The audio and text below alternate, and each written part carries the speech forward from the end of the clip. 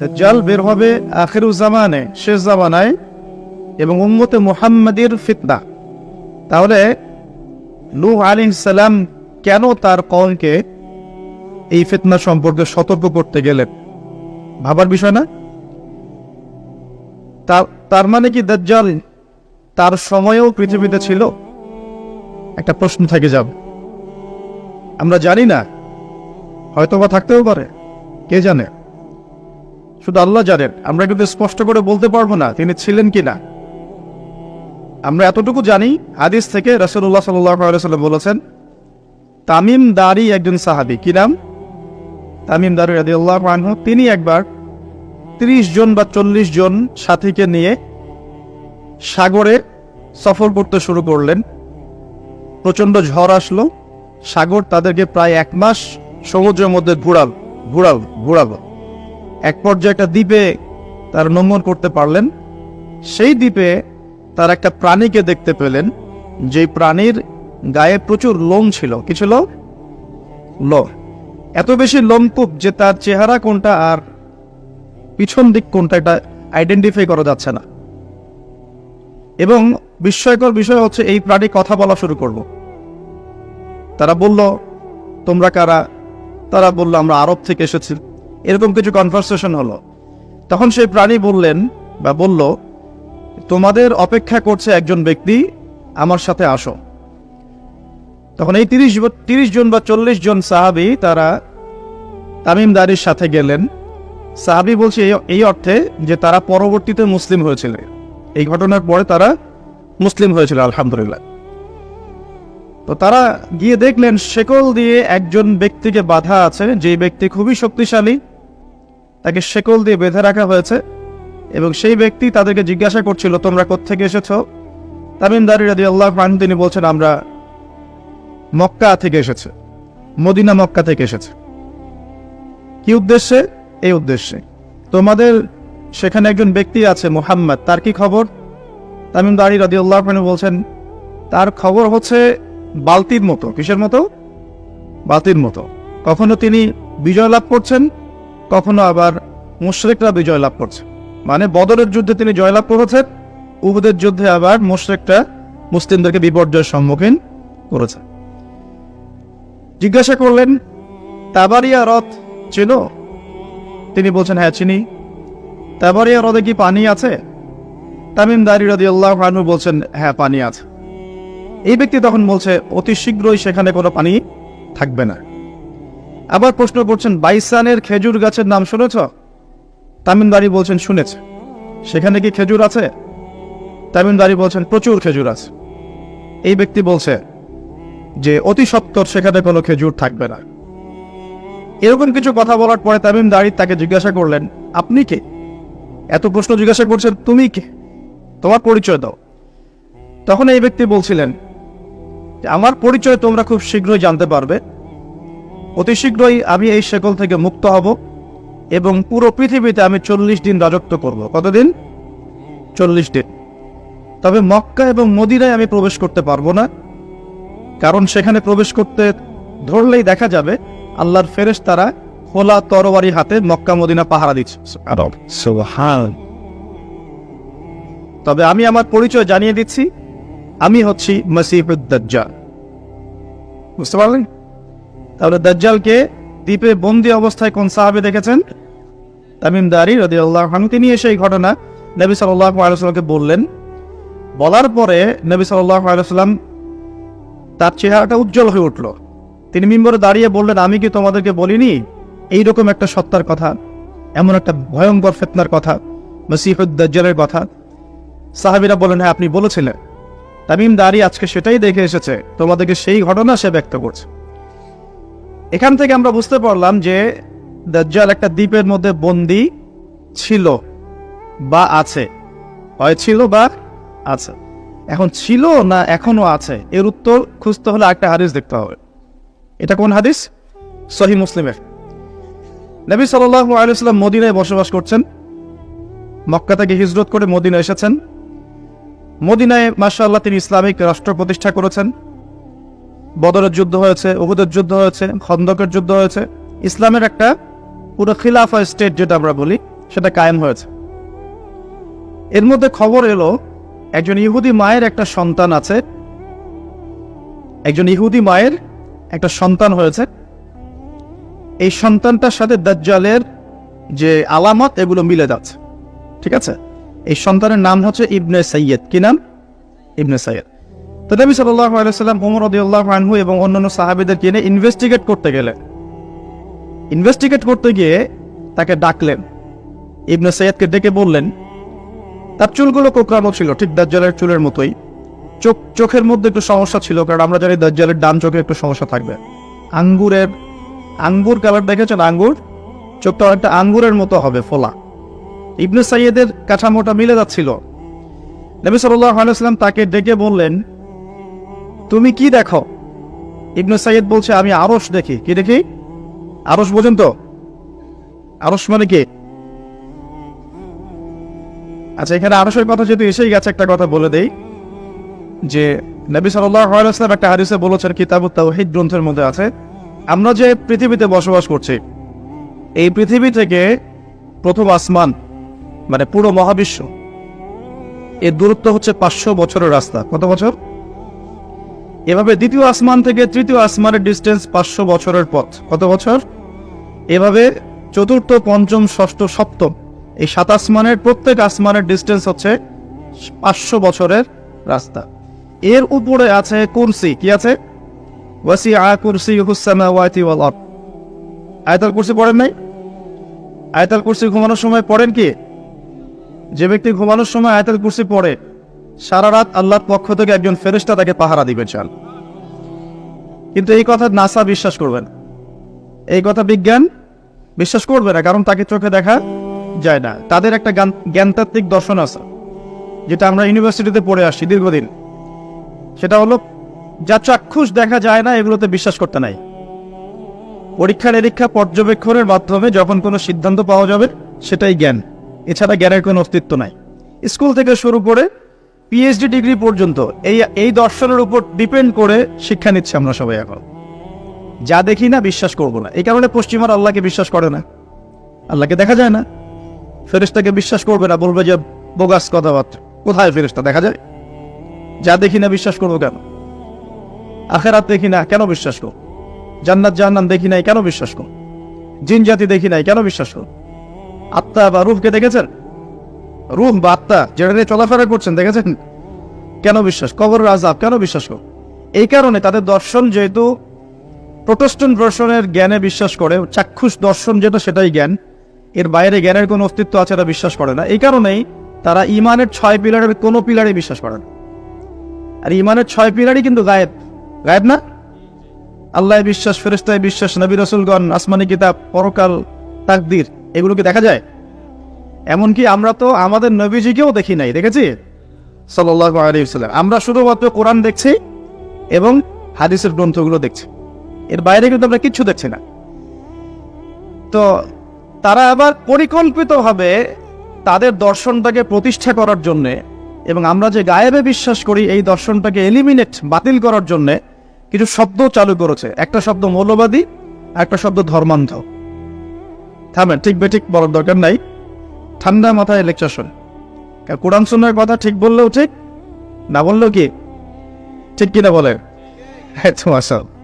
আচ্ছা, পশ্চিমারা তাদের দর্শনটাকে বাস্তবায়ন করার জন্য, যে আমরা চোখে যা দেখি তাই বিশ্বাস করব, এর বাইরে কিছুই বিশ্বাস করব না, এই দর্শনটাকে সাবিত করার জন্য, এবং আমাদের যে গায়েবে বিশ্বাস, অদৃশ্যে আমরা বিশ্বাস করি, এটাকে এলিমিনেট, বাতিল করার জন্য এই শব্দ দুটো চালু করছে। যখন আপনি বলবেন আমি বিনা বাক্য ব্যয়ে আল্লাহকে বিশ্বাস করি, মালায়েকা বিশ্বাস করি, নবী রাসূল বিশ্বাস করি, পরকাল, কবরের আযাব, জান্নাত জাহান্নাম সব বিশ্বাস করি, তারা আপনাকে বলবে আপনি ধর্মান্ধ। কারণ আপনি অন্ধভাবে বিশ্বাস করছেন। তো আপনি অন্ধভাবে বিশ্বাস করছেন। তো আপনি কি প্রমাণ করতে পারবেন জিন জাতির অস্তিত্ব? আপনি কি ল্যাবরেটরিতে বসে বসে, আমরা যে ফিজিক্স, কেমিস্ট্রি, বায়োলজির ল্যাবরেটরিতে করছি না প্র্যাকটিক্যাল, এই প্র্যাকটিক্যাল কাজগুলোর মধ্য দিয়ে কি আপনি আত্মার অস্তিত্ব প্রমাণ করতে পারবেন নাকি? যারা হার্ট স্ট্রোক করে মারা যাচ্ছে, হচ্ছে না, আমরা কি বলছি? হৃদযন্ত্রের ক্রিয়া বন্ধ হয়ে মারা গেছে, ইন্না লিল্লাহি ওয়া ইন্না ইলাইহি রাজিউন, মাইকিং করে বেড়াচ্ছে, তাই না? তো হৃদযন্ত্রের ক্রিয়াটা বন্ধ হলো কিভাবে? এর ভিতরে কিছু একটা তো ছিল যেটা এখন নাই। একটা ডেড বডির মধ্যে কিছু একটা নাই যেটা একজন জীবিত মানুষের দেহের মধ্যে আছে। আপনার দেহে কি আছে যেটা একটা মৃত মানুষের দেহে নাই? বলেন কি নাম এটার? এই রূহটা কি পশ্চিমারা কি বিশ্বাস করাতে পারবেন? গিলাতে পারবেন? গিলাতে গেলে বলবে আপনি ধর্মান্ধ। কথা বোঝার চেষ্টা করেন কেন তারা শব্দগুলো ছড়িয়ে দিয়েছে। আর যখন আপনি এই মৌলিক বিষয়গুলো মেনে চলবেন তখন আপনাকে বলবে মৌলবাদী হয়ে গেছে। অথচ এই মৌলিক বিষয়গুলো মেনে না চললে কিন্তু আপনি মুসলিমই হতে পারছেন না।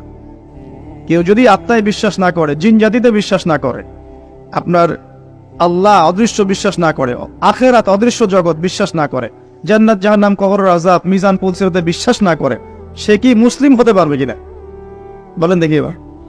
তাহলে মুসলিম হতে হলে আমাকে আল্লাহর কথা, আল্লাহর বাণীকে চোখ বন্ধ করে বিশ্বাস করতেই হচ্ছে। কোনো কোনো ক্ষেত্রে আল্লাহ পাকের আদেশের সামনে আত্মসমর্পণ করতে হচ্ছে বিনা বাক্য ব্যয়। এক্সাম্পল দিচ্ছি, এই যে ইব্রাহিম আলাইহিস সালামের ছেলেকে জবাই করতে বলেছিলেন আল্লাহ পাক, বলেছিলেন, যার ফলশ্রুতিতে আমরা ঈদুল আজহা পালন করি না।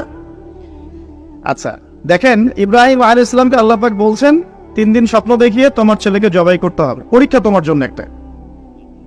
এখন তিনি গিয়ে তার সন্তানকে বলছেন, ইন্নী আরা ফিল মানামি আন্নী আসবাহু, হে আমার সন্তান, আমি স্বপ্নে দেখেছি আমি তোমাকে জবাই করছি, ফানজুর মাযা তারা, তোমার রায় কি আমাকে বলো। সন্তান বলছে ইসমাঈল আলাইহিস সালাম, ইয়া আবাতি ফাআল মা তু'মার, হে আমার বাবা, আল্লাহ আপনাকে যা আদেশ করেছেন তাই করো। সাতাজিদুনি ইনশাআল্লাহু মিনাস সাবিরিন, ইনশাআল্লাহ আপনি আমাকে ধৈর্যশীল পাবেন। এই ছেলের বয়স কিন্তু আমাদের এই ইয়াং জেনারেশনের চেয়ে অনেক কম। যে জেনারেশন রাত 3টায় অ্যালার্ম দিয়ে যে আর্জেন্টিনা খেলা দেখতে ওঠে, এই জেনারেশনের চাইতে ইসমাইলের বয়স কিন্তু অনেক কম। তার বয়স তখন হয়তো 10 বা 12 বা 14। কি শিক্ষা দিলেন তার পিতা তার মা তাকে, যে আল্লাহর আদেশের সামনে জীবন দিতেও তার কোনো পরোয়া নাই। বলছে, আব্বা আপনি যা স্বপ্ন দেখেছেন, আল্লাহ আপনাকে যা আদেশ করেছেন আপনি করেন। তাহলে কোন শিক্ষার ঘাটতি আমাদের মধ্যে আছে ভাবতে হবে না এগুলা। ইব্রাহিম আলাইহিস সালাম কিন্তু তার সন্তানকে মানুষ করেন নাই, মনে রাখবেন। তিনি মাঝে মাঝে আসতেন, যাওয়া আসা করতেন, কারণ তার আরেকটা পরিবার ছিল সিরিয়ায়। সারা আলাইহিস সালাম, তার আরেকটা পরিবার ছিল, 2 স্ত্রী। তো তাকে মানুষ করেছেন কিন্তু তার মা হাজরা আলাইহিস সালাম। কোন মা? যেই মাকে ইব্রাহিম রেখে আসছেন কাবা ঘরে, মনে আছে? খাবারও ছিল না, পানিও ছিল না। তিনি বলছেন, আপনি কেন রেখে যাচ্ছেন ইব্রাহিম? ইব্রাহিম আলাইহিস সালাম বলেন, আল্লাহর হুকুমে। এখন এই মা বলছেন যে যদি আপনি আল্লাহর হুকুমে আমাকে রেখে যান, আমাদেরকে রেখে যান, ইনশাআল্লাহ আল্লাহ পাক আমাদেরকে ফেলে দিবেন না। তো এই মায়ের গর্ভ থেকে ইসমাইল হবে না তো কি আমাদের মা বোনদের গর্ভ থেকে ইসমাইল হবে? আমাদের মা বোনরা এখন কি করে? সারাদিন যে মুভিজ, এই যে সিরিয়ালস, স্বামীকে সম্পত্তির জন্য প্যারা দিতে দিতে স্বামীর হার্ট স্ট্রোক করে ফেলে। বহু স্বামী আছে হারাম খাইতে চায় না, স্ত্রীর পাল্লায় পরে হারাম। হ্যাঁ, আমি কিছু প্র্যাকটিক্যাল কথা বলছি। বহু স্বামী আছে হারাম খেতে চায় না, সন্তান সন্ততির স্ত্রীদের চাপে পড়ে তাকে 2 নাম্বারই করতে সে বাধ্য হয়। কেন করে? পরিবারের জন্য করে। আমরা কিন্তু বোকা পুরুষ মানুষ, আমরা যারা আছে আমরা কিন্তু আসলে বোকা জাতি, জানেন। আমার বয়স অনেক কম যদিও আপনাদের চাইতে, তবে আমি কিছু বিষয় ফিল করেছি আমার লাইফে, যেটা আমি মনে করি আলহামদুলিল্লাহ আল্লাহ পাক আমাকে নিয়ামত দিয়েছে। যেমন আমি ফিল করেছি আমার লাইফে যে মানুষের আল্লাহ ছাড়া আপন বলতে কেউ নাই, এটা আমি ফিল করেছি। আল্লাহ পাক ছাড়া একজন মানুষের সত্তাগত আপন, আপনার সত্তা আত্মাগত আপন বলতে আসলে কেউ না পৃথিবীর। যারা আছে আমাদের আশপাশে সবাই সবার স্বার্থে থাকে, সবাই সবার প্রয়োজনে থাকে। প্রয়োজন শেষ হলে আপনাকে চিনবেও না অনেকে। আপনি আমি যখন ইন্তেকাল করব, এমন হবে 40 দিন পর কেউ আমাদের কবর জিয়ারত করবে কিনা সন্দেহ আছে। এগুলো বাস্তবতা। আর আমরা বোকা কেন জানেন? আমরা এই দুনিয়ার মানুষদের স্বার্থেই, আমার আশপাশের মানুষগুলোর স্বার্থেই সারা জীবন আল্লাহর বিরুদ্ধে চলি, আরাম খাই, সুদ খাই, ঘুষ খাই, দুর্নীতি করে ওদের মুখে হাসি ফোটানোর জন্য। যেই মানুষগুলো আমাকেই চিনবে না পরকালে, দুনিয়াতেই মারা গেলে আমাকে চিনবে না, তো সেই মানুষগুলোর জন্য আমি আল্লাহর বিরুদ্ধে চলে যাই। আমরা বোকা না? আর দেখবেন যেসব পুরুষের সৎ থাকতে চায় তারা শেষ বয়সে খুব একা হয়ে পড়ে। খেয়াল করে দেখেন, যে পুরুষটা সৎ থাকতে চায় শেষ বয়সে গিয়ে দেখবেন তারা খুব একাকিত্বে ভুগছে। এখন এটা কমন সমস্যা। এটা অনেক প্রবীণ মানুষ যারা আছেন তারা কিন্তু একাকিত্বে ভোগেন, খুব একাকিত্বে ভোগেন। স্ত্রী দেখছে না, সন্তান খোঁজ খবর নিচ্ছে না, বন্ধু বান্ধবরা নাই, হ্যাঁ, বৃদ্ধাশ্রমে গিয়ে পড়ে আছে। পরিবারগুলোতে এখন পুরুষ নির্যাতন বেড়েছে আর কি। হ্যাঁ, কথা একটু ভিতর থেকে বলার চেষ্টা করবেন। হ্যাঁ, নারী নির্যাতন তো আছেই, আমরা জানি। এমন দুশ্চরিত্রের লম্পট অনেক পুরুষ আছে সমাজে, যৌতুকের জন্য মেয়েদেরকে চাপ দেয়, স্ত্রীদেরকে চাপ দেয়, তাই না? শারীরিক মানসিক নির্যাতন করে না? মেয়েদের প্রতিও চরম নির্যাতন হয়, কিন্তু পুরুষদের উপরেও কিন্তু দিন দিন নির্যাতন বাড়ছে। আমরা কিন্তু এই সেন্সে বোকা হয়ে গেছি। চালাক হবো তখন যখন আমরা আমাদের দুনিয়ার প্রতিটা কাজ আল্লাহর সন্তুষ্টির জন্য করব। দুনিয়ার প্রতিটা কাজ যদি আমরা আল্লাহর সন্তুষ্টির জন্য করি, তাহলে আমরা কারো ব্যবহারে কথায় কষ্ট পাবো না ইনশাআল্লাহ। কারণ আমাদের সলাত, ইন্না সলাতি ওয়া নুসুকি মাহইয়ায়া ওয়া মামাতি, আমাদের সলাত সব স্যাক্রিফাইস, জীবন মৃত্যু কার জন্যে? আল্লাহর কাছে আমার এক্সপেকটেশন থাকবে যে আল্লাহর কাছে আমি চাই, কোনো মানুষের কাছে কোনো এক্সপেকটেশন নাই, তখন আপনি কষ্ট পাবেন না। জীবনে সুখে থাকার দ্য ফিলোসফি অফ হ্যাপিনেস হচ্ছে এটা। জীবনে সুখে থাকার, সুখী হওয়ার, এই দুনিয়ার জীবনে সুখী হওয়ার ফিলোসফি হচ্ছে যে আল্লাহ ছাড়া কারো কাছে আশা করেন, এবং আল্লাহ ছাড়া অন্য কারোর জন্য কোনো কিছু করতে চান না, আল্লাহকে সন্তুষ্ট করার জন্য করতে যান। ইনশাআল্লাহ আল্লাহ পাক আপনাকে সবকিছুই দিবে ইনশাআল্লাহ। সম্মান, মর্যাদা, প্রতিপত্তি, মানুষের ভালোবাসা সবই পাবেন যদি আপনি আল্লাহর হয়ে যান। আমি একটু ভিতরে চলে আসছি আর কি, বাইরে আসি আবার, আসেন। তো এই যে কুরসির কথা বলছিলাম, আয়াতুল কুরসি কেন তেলাওয়াত করবেন? কারণ রাত্রেবেলা একজন মালাক বা ফেরেশতা আপনাকে পাহারা দিবে ইনশাআল্লাহ। আর পশ্চিমাদের দর্শন বলে দিলাম, ওরা কিন্তু এই অদৃশ্যের জগতে বিশ্বাস করে না।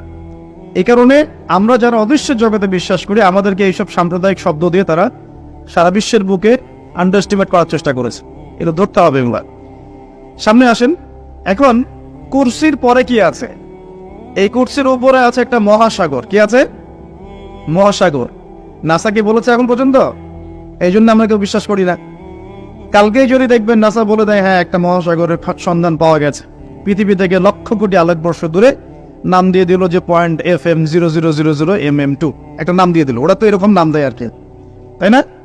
বাস তখন কিন্তু দেখবেন সারা বিশ্বের মানুষ চোখ বন্ধ করে বিশ্বাস করবে কি না? আমরা কিন্তু আল্লাহর প্রতি চোখ বন্ধ করে বিশ্বাসের জায়গায় এই পশ্চিমাদের উপর এখন চোখ বন্ধ করে বিশ্বাস করি। দেখি বুঝেন, এটা কিন্তু শিরক হচ্ছে। তো দেখুন প্রিয় ভাইরা, এই মহাসাগরের উপরে আছে কুরসি, যার কথা আমি বলতে গিয়ে এখানে আসলাম। ইবনে সাইয়্যিদ কি বলছে? সে কি দেখে মনে আছে না ভুলে গেছেন? ইবনে সাইয়্যিদ কে? নবী সাল্লাল্লাহু আলাইহি ওয়াসাল্লাম যাকে ইনভেস্টিগেট করছেন মদিনায়, কোথায় একটু খেয়াল রাখেন, তামিমদারি দ্বীপে দেখে আসছেন। কোথায় দেখে আসছেন? দ্বীপে। আর নবী সাল্লাল্লাহু আলাইহি ওয়াসাল্লাম ইনভেস্টিগেট করছেন কোথায়? মদিনায়। আচ্ছা, তো এখন এই ব্যক্তি বলছে আমি আরশ দেখি। নবী সাল্লাল্লাহু আলাইহি ওয়াসাল্লাম বলে আরশ কোথায়? সে বলছে আরশ পানির উপরে। কোথায়? পানির উপর। তখন নবী সাল্লাল্লাহু আলাইহি ওয়াসাল্লাম বলছেন তুমি তো তাহলে শয়তানের আরশ দেখছো। কার আরশ দেখছে? শয়তানের কিন্তু আরশ আছে, শয়তানেরও কিন্তু একটা আরশ আছে। কোথায় এটা জানেন? সমুদ্রের উপরে। অনেকে বলে যে ভাই বারমুদা ট্রায়াঙ্গেলে আছে নাকি, এটা আমরা জানি না, এভাবে বলা যাবে না, এটা আমরা ব্যাখ্যা করতে পারবো না, আল্লাহ ভালো জানেন। এই ব্যক্তিকে নবী সাল্লাল্লাহু আলাইহি ওয়াসাল্লাম জিজ্ঞাসা করলেন কি তুমি কি দেখো? সে বলছে আমি কি দেখি? আরশ। আরশ কোথায়? সমুদ্রে। তুমি তো শয়তানের আরশ দেখো। এবার দ্বিতীয় প্রশ্ন করছে, তুমি কি বিশ্বাস করো যে আমি মুহাম্মদ শেষ নবী? তুমি কি বিশ্বাস করো যে আমি মুহাম্মদ শেষ নবী? এখন এই ব্যক্তি বলছে, ব্যক্তি নাকি আসলে ছোটই বলা যায়, ইবনে সাইয়্যিদ, তার নাম কি?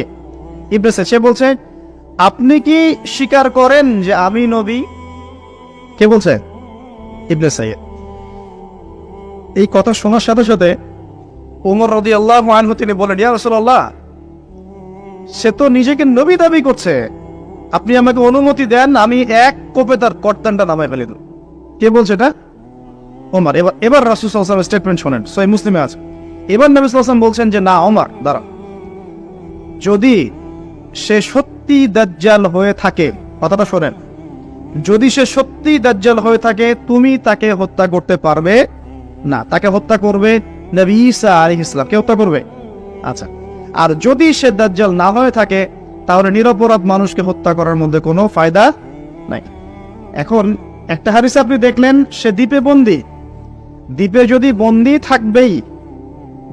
বন্দী থাকবেই, আমার প্রশ্ন আপনার কাছে যে তাহলে নবী সাল্লাল্লাহু আলাইহি ওয়াসাল্লামের চেয়ে কি কেউ বেশি জানতে পারে সে দ্বীপে বন্দী আছে না নাই? নবীর চেয়ে এটা কি কেউ বেশি জানতে পারে যে সে এখনো দ্বীপে বন্দি অবস্থায় আছে কি নাই? এটা সবচেয়ে ভালো কে জানবেন? অবশ্যই নবী সাল্লাল্লাহু আলাইহি ওয়াসাল্লাম, তাই নয় কি?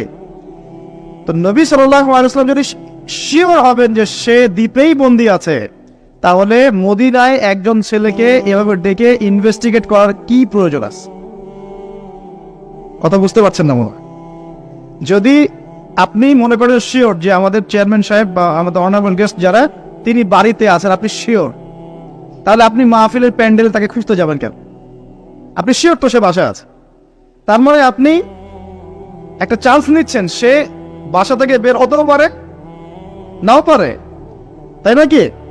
তার মানে আমরা একটা চান্স পাচ্ছি এখানে, দাজ্জাল নবী সাল্লাল্লাহু আলাইহি ওয়াসাল্লামের যুগেও রিলিজ হতেও পারে, নাও পারে। এখন আমি সামনের দিকে আসছি, দেখ তিনটা জায়গার কথা পাওয়া যায় হাদিসে। কটা জায়গা? তিনটা জায়গা আমি পেয়েছি। এর চেয়েও বেশি যদি আরো কেউ গবেষণা করেন তাহলে পেতে পারেন, আমার জ্ঞানী সবকিছু নয়। আমি তিনটা জায়গার কথা পেয়েছি। নবী সাল্লাল্লাহু আলাইহি ওয়াসাল্লাম বলেছেন এই তিনটা জায়গা থেকে দাজ্জাল বের হবে। ঠিক আছে? একটা হচ্ছে ফরাসান। কি নাম? ফরাসান। ফরাসান মূলত ওই যে খাইবার পাখতুন থেকে শুরু করে আফগানিস্তান, ইরান, এই পুরো কন্টিনেন্টটাকে আসলে ফরাসান বলা হয়। 2 নম্বর হচ্ছে ইস্পাহান। কি নাম? এই জায়গাটা কোথায়? এটা ইরানের মধ্যে। কোথায়? ইরানের মধ্যে। এবং হাদিস এসেছে এই ইস্পাহানের প্রায় 70,000 ইহুদি। কত হাজার? 70,000 কি হিন্দু ভাইয়ের কথা বলা হয়েছে? খ্রিস্টান ভাই? বুদ্ধিস্ট? কোন শব্দ বলা হয়েছে? ইহুদি। আচ্ছা, মনে রাখেন, শব্দটা মনে রাখেন। 70,000 ইহুদি মসিহুদ দাজ্জালের সাথে যোগ দিবে। তার দলে কি করবে? যোগ দিবে। আরো একটা শ্রেণী তার সাথে যোগ দিবে, সেটা হচ্ছে এক শ্রেণীর মহিলা। এক শ্রেণী কি? মহিলা। এই মহিলাগুলাকে বাড়ির পিতা বা স্বামী বা ভাই বাসায় বেঁধে রাখতেও পারবে না, বাঁধন ছিন্ন করে বেরিয়ে চলে যাবে। তো বাঁধন ছিন্ন করে বেরিয়ে যাওয়ার একটা দর্শন চালু হয়েছে না সমাজে? কথা কি বোঝেন কিছু? ফ্যামিলিস্ট রেভলিউশন বলে। কি বলে? ফ্যামিলিস্ট রেভলিউশন। মেয়েদেরকে আপনি আর ঘরে রাখতে পারছেন না।